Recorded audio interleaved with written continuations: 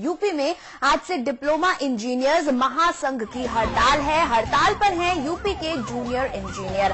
4800 वेतनमान कर रहे हैं मांग और वेतनमान के साथ ही 14 सूत्रीय मांगों को लेकर भी कार्य बहिष्कार पर हैं ये डिप्लोमा इंजीनियर्स महासंघ।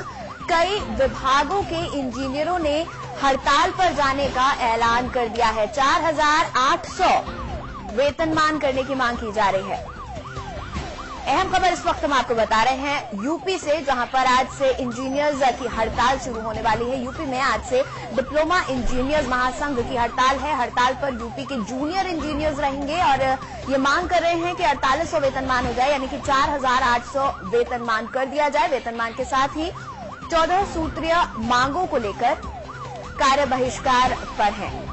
और इस वक्त लखनऊ से हमारे सहयोगी राजीव प्रताप सीधा जुड़ चुके हैं, उनसे हम बातचीत करेंगे। राजीव, वेतन मांग को बढ़ाने की मांग को लेकर यहां पर कार्य बहिष्कार पर जूनियर जो इंजीनियर्स है वो जाने वाले हैं। कई विभागों के इंजीनियर्स ने ऐलान कर दिया। ऐसे में आम जनता को भी काफी दिक्कतें आ सकती हैं।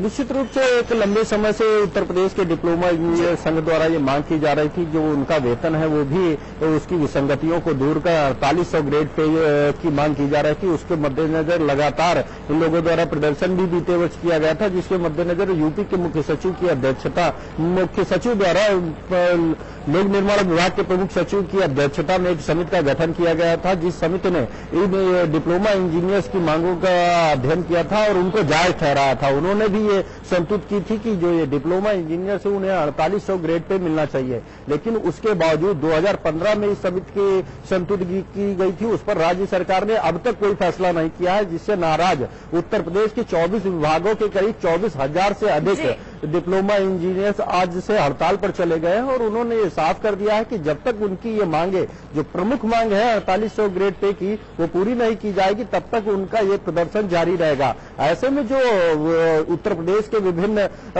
जिलों में जो निर्माण कार्य चल रहे हैं, राजधानी में जो प्रमुख कार्य चल रहे हैं, अगर बात मुख्यमंत्री के सचिवालय की करें या हाई कोर्ट की करें, जिसे अगले वर्ष तक तैयार करना है, उसका भी काम ठप हो गया है, उस पर काफी असर पड़ रहा है। तो ऐसे में कहीं न कहीं अगर इन समस्या का कोई हल नहीं होगा और ये हड़ताल जारी रही, तो इसका उत्तर प्रदेश में एक विकास पर व्यापक असर दिखेगा।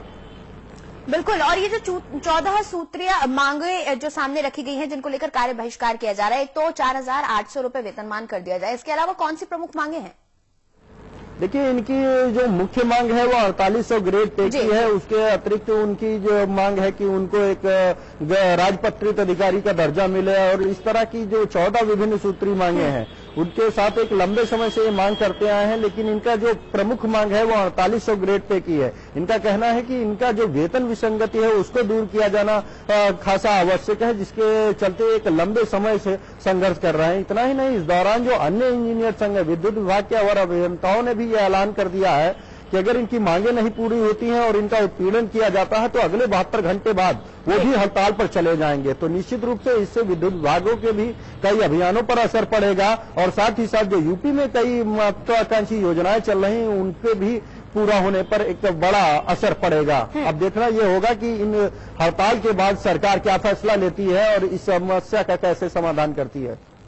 चलिए, शुक्रिया इस बातचीत के लिए। आप नजर बनाए रखे राजीव। तो आज से 14 सूत्रीय मांगों को लेकर इंजीनियर्स हड़ताल पर जा रहे हैं और जब तक मांगे पूरी नहीं हो जाती तब तक उनकी ये हड़ताल चलेगी, ये उनका कहना है।